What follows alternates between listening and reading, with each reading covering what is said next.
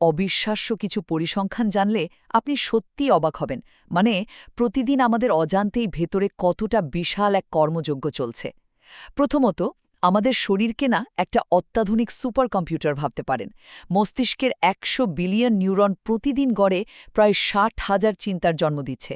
একবার ভাবুন তো, চোখের ১২৭ মিলিয়ন রেটিনাল কোষ ১ কোটি ভিন্ন ভিন্ন রং চিনে নিচ্ছে, আর নাকের সেন্সরগুলো আলাদা করছে ৫০,০০০ ঘ্রাণ।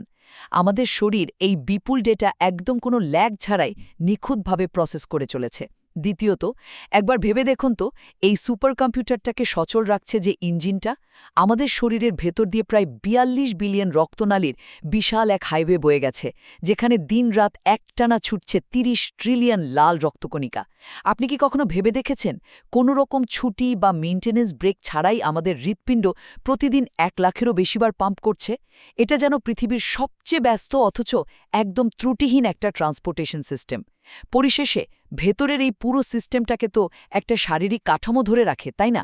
জানেন কি, একজন পূর্ণবয়স্ক মানুষের হাড় ২০৬টি হলেও জন্মের সময় কিন্তু শিশুদের হাড় থাকে প্রায় ৩০০টি।